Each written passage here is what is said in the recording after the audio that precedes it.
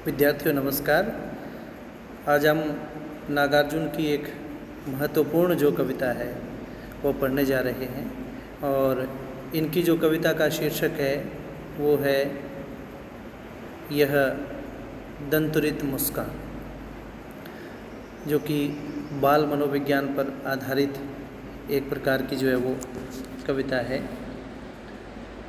जो कवि हैं, कवि प्रवासी रहते हैं, इधर उधर अपने कार्य के लिए प्रवास में रहते हैं और इस कारण से वे अपने घर जो हैं वो काफ़ी जो है वो देरी से आते हैं और उस बीच में उनके बच्चे से उनकी जो मुलाकात होती है और उस मुलाकात को देख करके उसी मुलाकात को और उसी बीच का जो क्रियाकलाप है एक प्रकार से वह इस कविता में दर्शाया गया है।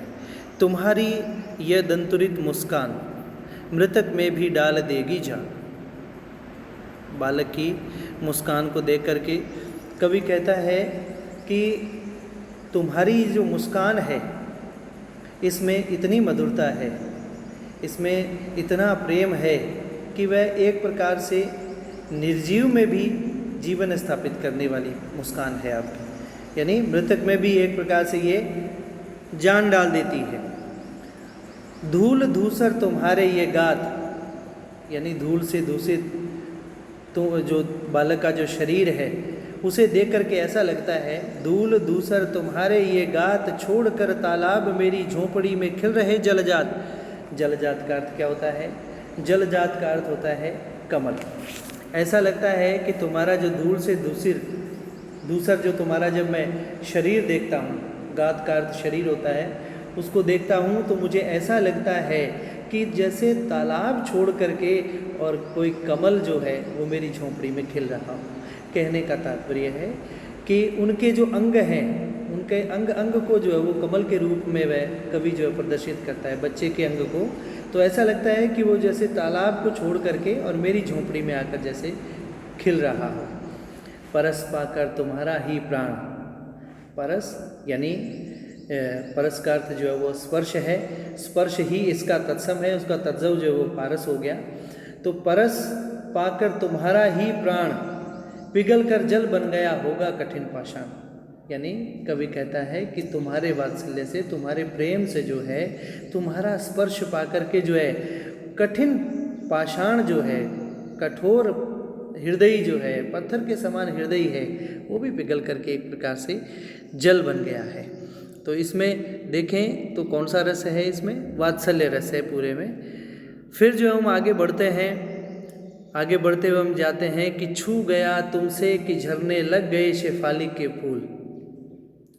तुम्हारा स्पर्श पा करके और ऐसा लगता है कि इस मेरी झोंपड़ी में शेफाली के फूल खिल गए हैं। बांस था कि बबूल, यानी पहले मैं क्या था? एक प्रकार से नीरस था। बांस और बबूल जो है वो नीरसता के पर्याय होते हैं और कवि कहता है कि मैं पहले जो है तुमसे मिलने से पूर्व क्या है कि एक प्रकार से मैं नीरस था और तुम्हारा जो है वो तुम्हारा स्पर्श पा करके क्या है, ऐसा लगता है कि जैसे कोई शेफाली के फूल खिल गए हों।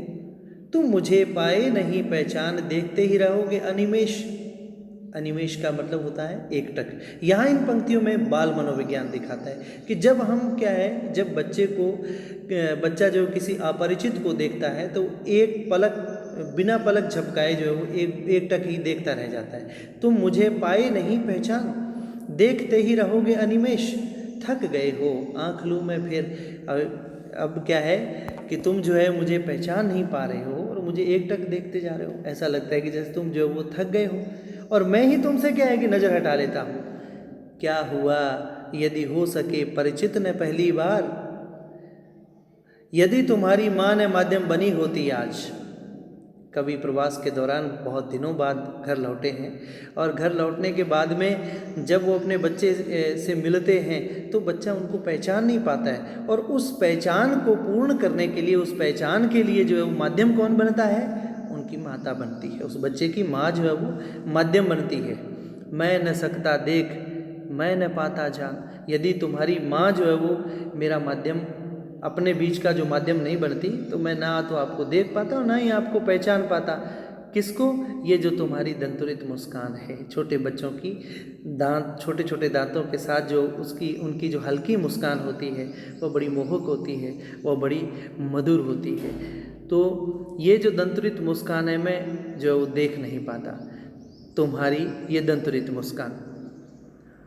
धन्य तुम, माँ भी तुम्हारी धन्य, कि भाई तुम भी धन्य हो और तुम्हारी माता भी जो है धन्य है, जिसने तुम्हारा इतना लालन पालन किया।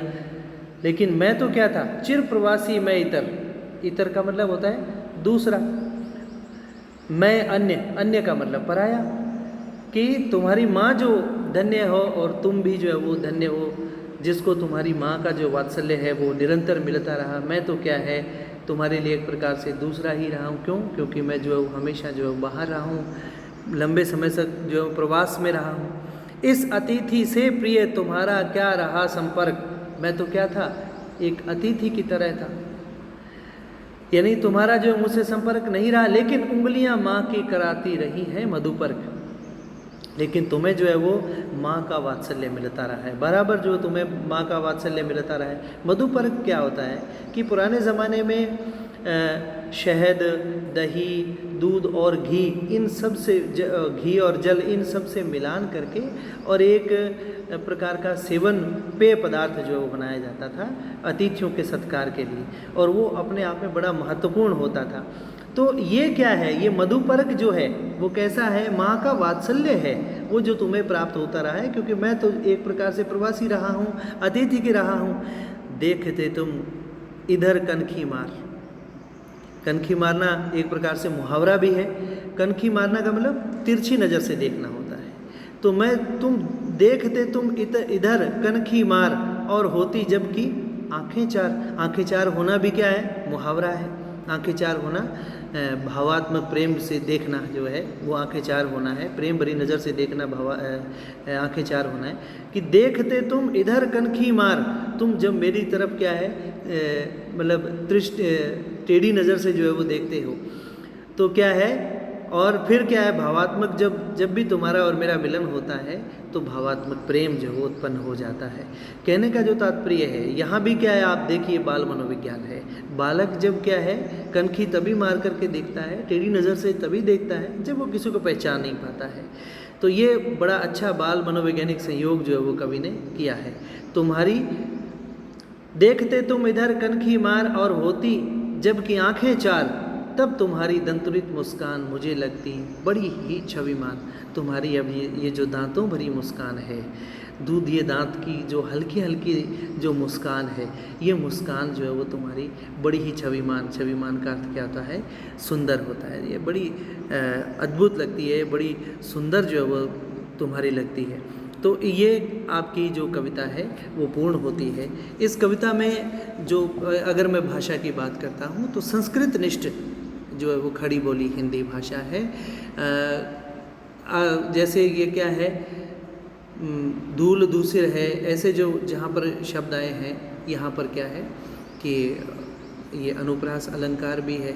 मुहावरे भी जो हैं वो कई, जैसे कनखी मारना है, आंखें चार होना है, इस प्रकार के जो है वो शब्द हैं वो उनमें क्या है मुहावरा है। और रस की जहाँ तक मैं बात करता हूँ तो इसमें वात्सल्य रस का बड़ा ही आकर्षक प्रयोग किया है। और बच्चे की जो कल्पना है, यानी दांतों भरी जो छोटे छोटे दांतों की जो मुस्कान है, वो जब हम देखते हैं वो जो कल्पना कवि ने की है, और एक बच्चे का जो कल्पना चित्र कवि ने इस कविता के माध्यम से जो है वो दिखाया है, वहाँ भी क्या है ये बड़ी कविता आकर्षक बनी है।